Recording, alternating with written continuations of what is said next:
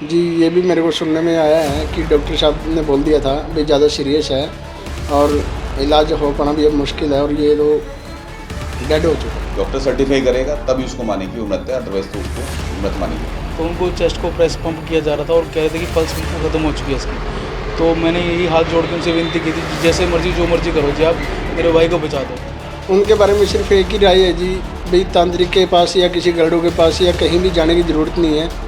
इलाज भी अच्छी तरह से और घट पैसों में। मेनली तो इंडियन कोबरा जो फेमस है और एक जो करैत, ये दो सांप हैं जो मेनली जो हिंदुस्तान में बहुत ऐसे पाए जाते हैं। नमस्कार, मैं संदीप कुमार।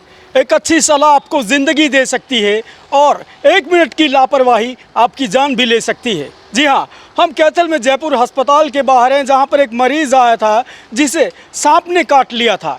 उस गंभीर अवस्था में इस अस्पताल में आए डॉक्टर ने उसका इलाज किया तो आज मरीज़ सकुशल है। लेकिन आपको बता दें, वो मरीज़ कई दिन बेहोशी की हालत में रहा है और आज इस अस्पताल के डॉक्टर का शुक्रिया अदा कर रहा है। जी हाँ, सोते हुए उसे सांप ने काट लिया था, लेकिन एक अच्छा इलाज हुआ तो उसने दोबारा ज़िंदगी पाई है। बातचीत कर लेते हैं यहाँ पर मरीज़ से और जानेंगे कि क्या कुछ पूरा मामला था, और डॉक्टर से भी जानेंगे कि क्या कुछ ज़रूरी बातें हैं जो जाननी ज़रूरी हैं जनता को, कि अगर सांप काट ले तो क्या कुछ इलाज होना चाहिए, कितनी देर बाद होना चाहिए, किस तरह का होना चाहिए और कहां से होना चाहिए। तमाम बातें जानने के लिए आइए चलते हैं अंदर हॉस्पिटल में, मरीज़ और डॉक्टर से बातचीत कर लेते हैं। हाँ जी, क्या नाम आपका?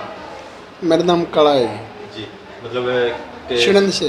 गाँव फिनंद से हो जी। तो कैसे घटना हुई सांप के काटने? सुबह सुबह हम 2 तारीख को जी सारे परिवार बेड पे सोए हुए थे। अचानक से इस हाथ में अंगूठे में कट का निशान से लगा कि जैसे किसी ने काटा है। जी। तो मैंने सोचा कोई मुश्किल वगैरह होगी, मैंने ऐसे हाथ ही लाया उसमें, तो दूसरी हाथ में फिर तेज़ कट हुआ जी। जब तेज़ कट हुआ तो मेरी आंखें खोली, मैंने देखा कि दोनों हाथों में लहू आए हुए हैं। भाई पता नहीं क्या हो गया। लाइट जगा के जी मैं बैठ रहा काफ़ी देर तक, मेरे को कुछ दिखाई भी नहीं दिया। उसके बाद 5-7 मिनट बाद जब मैंने देखा कि खून भी आ गए हैं और दिखाई भी नहीं दे रहा कुछ, तो थोड़ी देर बाद ऊपर की तरफ से सांप आता हुआ दिखाई दिया जी। तो आपको आभास हो गया था कि सांप ने काट लिया? हाँ जी। तो ये कब की घटना है जी? ये 2 तारीख की है जी। तो आप मतलब सो रहे थे? सो रहे थे जी। इसके बाद आप कहाँ गए, मतलब जैसे आपने पता चला सांप काट दिया? उसके बाद हम धनौरी गाँव में गए थे। धनौरी गाँव में डॉक्टर साहब हैं जी वहाँ एक, अच्छा उन्होंने वो बोलते हैं कि पास वगैरह लगाते हैं जो, जी। उनके पास गए थे। जी, उन्होंने क्या बताया फिर? उन्होंने कहा था कि भी आधे घंटे के लिए वेट कर लो आप, जी। अगर आपको ऐसा लगता है कि नॉर्मल है स्थिति तो आप रहने देना, घर पे रुक जाना, जी। नहीं तो आप डॉक्टर के पास चले जाना कहीं भी। जी। तो फिर वो सांप मार दिया था आपने? शाम मार दिया था। उसके बाद क्या हुआ, जैसे आधे घंटे बाद फिर आपके? बस आधे घंटे बाद जैसे ही हम वहाँ धनौरी से आए जी गाँव की तरफ, उस वक्त आवाज़ कुछ भारी भारी हो गई थी, दिखना हट गया था जी। उसके बाद फिर मैं घर पे आया और घर पे आने के बाद पापा और डॉक्टर और मैं यहाँ आ गए थे जी। कहते मतलब यहाँ जयपुर हॉस्पिटल में पहुँचे, किसने बताया आपके कि यहाँ सांप के काटने का इलाज होता है? मेरे गांव से डॉक्टर था जी एक, अच्छा। मेरे साथ में फैमिली डॉक्टर है अपना जी। जब मैं यहाँ आया उस दौरान तो मैं नहीं कुछ कह सकता जी, मैं तो उस टाइम बेहोश हो चुका था। उसके बाद मेरे को तो 3-4 दिन बाद होश आया जी। ये भी मेरे को सुनने में आया है कि डॉक्टर साहब ने बोल दिया था भाई ज़्यादा सीरियस है और इलाज हो पाना भी अब मुश्किल है और ये तो डेड हो चुका है। बट डॉक्टरों की अपनी मेहनत के दौर पे और घर वालों की तरफ से बार बार कोशिश करने में ये आपके सामने रिजल्ट है जो मैं ठीक हूँ। डॉक्टर साहब के बारे में सिर्फ एक ही बात कहना चाहूँगा जी, बार बार बोलते सुने थे लोग कि डॉक्टर साहब भगवान होते हैं, भगवान होते हैं। रियल में आज देखा भी है जी कि रियल में डॉक्टर साहब भगवान हैं। उनके बारे में सिर्फ एक ही राय है जी, भाई तांत्रिक के पास या किसी गरुड़ के पास या कहीं भी जाने की ज़रूरत नहीं है। सीधा जहाँ भी अपने नज़दीकी वहाँ कोई भी शहर है या कुछ है, हॉस्पिटल में जाओ और डॉक्टरी इलाज लो। हरी केस है जी। आपका लड़का है ये? हाँ जी। उस टाइम तो जी लड़के की मतलब आंखें भी बंद हो गई थी और गला भी बंद हो गया था।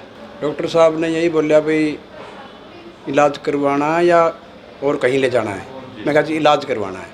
हम तो जी देखो जी, होता तो मालिक भी है, हमें तो ये मालिक के बराबर लगा जी। और बहुत अच्छे तरीके से इलाज किया, और इलाज भी मतलब महंगा नहीं किया। हम अब भी यही कहते हैं, हमारा दिल भर गया भगवान जैसे। इलाज भी अच्छी तरह से और घट पैसों में। जब जैसे पिछले शनिवार की बात है, जब मेरा भाई एडमिट किया था जी जयपुर हॉस्पिटल में, तो कंडीशन वो काफ़ी क्रिटिकल थी। तो डॉक्टर ने ये बोला कि 2-2.5 घंटे आप ऑलरेडी लेट हो चुके हो, और जिस सिचुएशन में गए थे तो 2 बार उसको कार्डियक अरेस्ट आ चुका था। तो डॉक्टर ने काफ़ी मतलब मेहनत और वो कर रहे थे। तो तीसरी बार तो हम बाहर खड़े थे, तो डॉक्टर साहब ने बोला था कि काफ़ी ज़्यादा स्थिति ख़राब है, और शायद मतलब मैं बयान नहीं कर सकता कि उस टाइम हमारे पे क्या बीती थी। तो उस टाइम मैं जब अंदर गया तो डॉक्टर साहब सब खड़े थे, और ऑलमोस्ट उनका जो जितना स्टाफ मेंबर था वो सब वहीं था। तो उनको चेस्ट को प्रेस पंप किया जा रहा था, और कह रहे थे कि पल्स बिल्कुल ख़त्म हो चुकी है इसकी। तो मैंने यही हाथ जोड़ के उनसे विनती की थी, जैसे मर्जी जो मर्जी करो जी, आप मेरे भाई को बचा दो। तो उन्होंने बोला था कोई बात नहीं, हम अपना बेस्ट कर रहे हैं, जो ट्रीटमेंट दवाइयाँ चल रही है वो यही चलना है, कहीं मर्जी आप चले जाओ। मैंने बस यही कहा था जी, मेरे पास यही आखिरी मौका है जी। तो यही विनती की थी, जैसे जैसे जो भी आपसे हो सके या जो पॉसिबिलिटी है जी, जैसे मर्जी बस बचा दो। तो धीरे धीरे उनकी पल्स नॉर्मल होने लगी, और काफ़ी उनकी ऑक्सीजन लेवल भी वो इम्प्रूवमेंट होने लगा। तो डॉक्टर ने ये बोला कि अभी तक 72 घंटे तक खतरे में ही है जी। तो अभी इस बारे में हम कुछ कह नहीं सकते, लेकिन अगर दोबारा ये नहीं आता कार्डियक अरेस्ट तो इम्प्रूवमेंट होती जाएगी। तो धीरे धीरे मेरे भाई में मूवमेंट भी आने लगी, आंखों में काफ़ी सोजन आ चुकी थी, ब्रीदिंग सांस लेने में दिक्कत, वेंटिलेटर भी था। तो धीरे धीरे इम्प्रूवमेंट होती गई, और हमें मतलब भरोसा जताता रहा। और काफ़ी मतलब धीरे धीरे फिर वो मेरा भाई आज बिल्कुल ठीक है, भगवान की दया से छुट्टी मिल रही है उसको 8-10 दिन बाद। मतलब जिस टाइम डॉक्टरों ने आपको बोल दिया कि मुश्किल है, हाँ जी। तो आपने क्या मतलब डॉक्टरों को रिक्वेस्ट किया, डॉक्टरों ने क्या कहा? बस जी देखो जी, वही बात है, उस टाइम तो भगवान के आगे सिर्फ हमें उनके बच्चे दिखते हैं, और वो जो लास्ट स्टेज कोई भी सोच नहीं सकता। कोई अपना अगर इस हालत में पहुंच जाए, तो मेरी जगह कोई भी होता तो विनती ही करता जी, हमारी दुआएं लगा लो या डॉक्टर साहब की मेहनत लगा लो। तो हम तो बस यही विनती थी, और बाकी भगवान की दया से, उनकी मेहनत से जो मेरा भाई आज बच गया जी। मतलब जयपुर हॉस्पिटल में जो इलाज होता है उसके बारे में, डॉक्टर के बारे में क्या कुछ कहना चाहोगे? डॉक्टर साहब बहुत अच्छे हैं, स्टाफ मेंबर सभी बहुत अच्छे थे, सारे मतलब कि कोऑर्डिनेट करते थे, और मतलब कि इनके साथ जो एक ऑटोमेटिक रिलेशन सा बन गया था क्यों 8 से 10 दिन के अंदर। तो चाहे वो स्टाफ मेंबर, चाहे डॉक्टर साहब ही हों या फिर जो उनके अदर स्टाफ मेंबर, बहुत अच्छे, रिस्पॉन्स उनका अच्छा लगा। मैं आपको बताना चाहूँगा कि मेडिकल लिटरेचर में करेद बाइट के पूरे वर्ल्ड में 50,000 से ज़्यादा लोग जिंदा जला दिए जाते हैं। वो इसलिए कि जो पेशेंट के साथ वालों को ये लगता है कि ये मर चुका है, जबकि एक्चुअली वो मरा नहीं होता। अगर उसको CPR दिया जाए तो उसको रिवाइव करके उसको ज़िंदा बचाया जा सकता है। लेकिन क्या काटने के बाद में ऐसा लगता है कि उसमें धड़कन नहीं है, सांस नहीं आ रही, तो पेशेंट के साथ वालों को लगता है कि ये मर चुका है। तो इसलिए है कि एक बार अगर मान लो ऐसा कुछ लगता भी है पेशेंट के साथ वालों को, तो तुरंत अस्पताल में ले जाके उसको डिक्लेयर कराएं या उसका इलाज कराएं।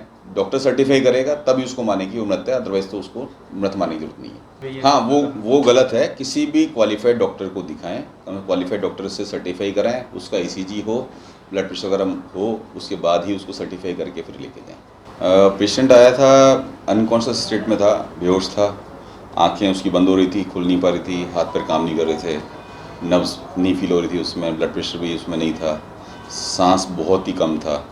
मैंने पेशेंट के साथ वालों को समझाया, पहले तो पूछा कि भी कौन सा सांप है, तो उसने बताया कि भी चितकबरा सांप था, पतला सांप था और करीबन 1.5 से 2 फुट के आसपास था। तो उसके फादर ने ही बताया पेशेंट के, क्योंकि पेशेंट तो बोलने की हालत में था ही नहीं। अपने पेशेंट को अटेंडेंट को एक्सप्लेन कर दिया कि भाई पेशेंट की कंडीशन सीरियस है, आप कहीं और लेके जाना चाहते हो तो ले जा सकते हैं, बाकी हमारे पास भी इलाज की फैसिलिटी अवेलेबल है, आप चाहें तो यहाँ निकलें। तो उन्होंने पूरा विश्वास किया और बोले डॉक्टर साहब आप जो भी करेंगे हम तैयार हैं उसके लिए।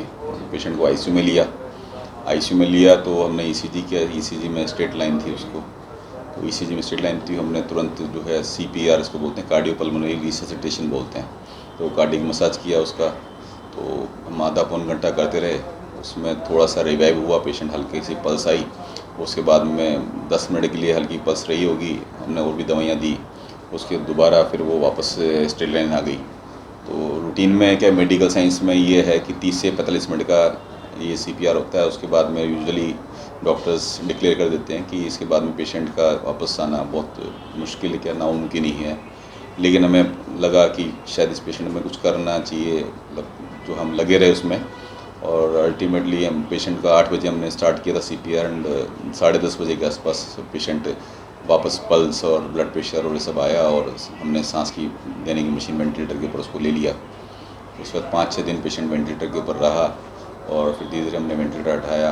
तो आज पेशेंट बिल्कुल ठीक है, किस तरह का कोई पोस्ट जो बाइट उसको कोई किस तरह का रिएक्शन नहीं है, कोई कमजोरी नहीं है, सारा पैरालिसिस वगैरह भी उसका ख़त्म हो गया, सांस ठीक से ले रहा है, खाना पीना खा रहा है, आज वो ठीक होके जा रहा है पेशेंट हमारे पास से। उम्मीद एक्चुअल में हमें उम्मीद तो हर पेशेंट में होती है, लेकिन इसमें हमने टाइम बाद में नोटिस किया बेसिकली, क्योंकि पल्स आ रही थी और जा रही थी, तो बस हम लगे रहे। वो टाइम हमने बाद में देखा, हम टाइम के हिसाब से नहीं लगे कि इसमें 2 लगेंगे, 2.5 घंटे लगेंगे, या हमें आधा घंटा हो गया, 45 मिनट्स हो गए, तो बस हम लगे ही रहे। बाद में पता लगा कि हमने 2.5 घंटे का CPR किया, जो कि एक वर्ल्ड रिकॉर्ड है कि 2.5 घंटे CPR के बाद में पेशेंट को रिवाइव करके वैसे से करना। आज तक का मेडिकल इतिहास में कहीं इस तरह का कोई वो नहीं है, एविडेंस नहीं है कि 2.5 घंटे पेशेंट का लगातार CPR करके और पेशेंट को जिंदा किया गया। मतलब ये तो करिश्मा ही माने, ये हम भगवान का करिश्मा मानते हैं कि 2.5 घंटे बाद भी। तो इससे लेकिन हमें एक मेडिकल साइंस में एक लर्निंग भी मिलती है कि जब तक आप पूरी तरह से आप निश्चिंत नहीं हो जाएं कि हाँ कि पेशेंट को कुछ हो गया है, तब तक आप लगे रहें तो पेशेंट कई बार आने की संभावना बन जाती है। और हमें रही है, पेशेंट आया भी और बिल्कुल ठीक होके गया है। शुरू में तो हमें लगा कि 2.5 घंटे पेशेंट को ब्लड प्रेशर भी नहीं हुआ, सब कुछ भी नहीं हुआ, तो उसके बाद जो है पेशेंट को ब्रेन में डैमेज हो जाता है, लेकिन पेशेंट फुल्ली कॉन्शियस है, अभी आराम से वो कहीं पर मुनीम का काम करता है, कैलकुलेशन भी कर पा रहा है, ब्रेन उसका पूरा एक्टिव है, किसी तरह का कोई उसमें डेफिसिट नहीं है, पेशेंट कम्प्लीटली फिजिकली फिट है।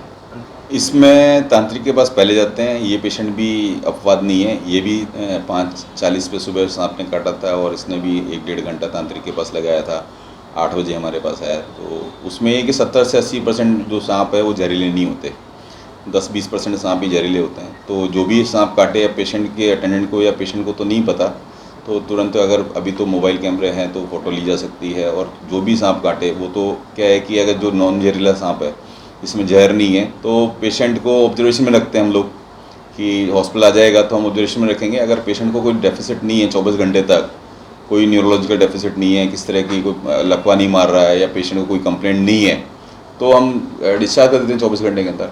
लेकिन अगर 24 घंटे के अंदर अगर आपको मान लो घंटे 2 घंटे में जो जहरीला सांप है वो तो 1 से 2 घंटे के अंदर उसको रिएक्शन आनी शुरू हो जाती है। जितना जल्दी हो सके उतना जल्दी ट्रीटमेंट स्टार्ट हो जाना चाहिए, क्योंकि ट्रीटमेंट में ऐसा होता है कि इसमें एंटी स्नेक विनम हम देते हैं, तो एंटी स्नेक विनम देने के लिए पेशेंट में सिम्टम्स चाहिए होते हैं। अगर सिम्टम्स नहीं है तो एंटी स्नेक विनम देने का कोई पॉइंट ही नहीं है। अगर सिम्टम्स वो डॉक्टर डिसाइड करेगा कि सिम्टम्स आ रहे हैं, पेशेंट को लकवा हो रहा है, या कोई नीला पड़ गया है, या किस तरह की कुछ जलन हो रही है, हाथ पैरों में जलन हो रही है, तो वो सारे सिम्टम्स देख के हम ASV स्टार्ट करेंगे। तो हमने करीबन इसको 250 लगभग वायल के आसपास इसको एंटी स्नेक विनम दिया है, जो कि काफ़ी कॉस्टली आता है। सरकार की तरफ से भी जो है मतलब कि उसका रेट कंट्रोल है, लेकिन फिर भी इतना वायल उसमें लग गया है। तो जहर काफ़ी गया था, 2 बार इसको काटा है, तो जहर की अमाउंट भी काफ़ी ज़्यादा गई थी। फर्स्ट एड में जहाँ सांप ने काटा है वहाँ पर उससे करीबन जो है 6 इंच से 12 इंच के ऊपर एक कपड़ा या रुमाल वगैरह जो बांध सकते हैं, तो उससे क्या है कि ब्लड का फ्लो रुक जाएगा। थोड़ा सा हल्का सा अगर कोई कट भी लगाना चाहे तो उस जगह लगा सकता है, लेकिन वो मेडिकल गाइडेंस में होना चाहिए। कई बार बड़ी नस कट जाए गलती से तो भी नुकसान है, तो वो हम मेडिकली एडवाइस नहीं करते।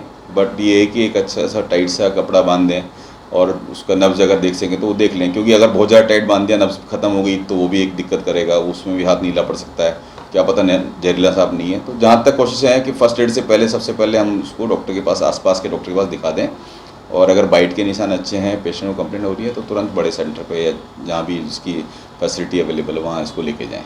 रूटीन में करेत सांप जो काटते हैं उसमें सांस चली जाती है पेशेंट की, हार्ट भी चला जाता है, तो जहाँ पर वेंटिलेटर फैसिलिटी अवेलेबल है वहीं उसको दिखाया जाए। आसपास में लेके रिस्क लेने का कोई फ़ायदा नहीं है। मेनली तो इंडियन कोबरा जो फेमस है, और एक जो करेत, ये 2 सांप हैं जो मेनली जो हिंदुस्तान में बहुत ऐसे पाए जाते हैं, और ये दोनों ही डेंजरस हैं। इनकी क्या पहचान है, जैसे कोबरा की क्रैच? कोबरा का जो फन है बेसिकली, वो कोबरा एक तो मोटा और लंबा होता है, ब्लैक कलर का होता है, फन के ऊपर निशान होता है इसके, उससे पहचान सकते हैं इसको। और करेत में कि एक तो चलने की स्पीड बहुत तेज़ होती है उसकी, और 1.5 से 2 फीट, और चितकबरा कलर का होता है, पतला सांप होता है। तो इस तरह से है। बाकी तो सांप में ये है कि आप फ़ोटो देख लें, फ़ोटो को मैच कर लें तो उससे एग्जैक्टली पता लग पाएगा। ऐसे कोई आप बता दें, डिस्क्राइब कर दें तो पहचानना मुश्किल होता है। लेकिन यह है कि चाहे जहरीला हो चाहे नॉन जहरीला हो, एक बार हॉस्पिटल पहुँचें, हॉस्पिटल में इलाज कराएँ, ऑब्जर्वेशन में, डॉक्टर के ऑब्जर्वेशन में रहें, तब वो डिसाइड करेगा कि आपको क्या करना है।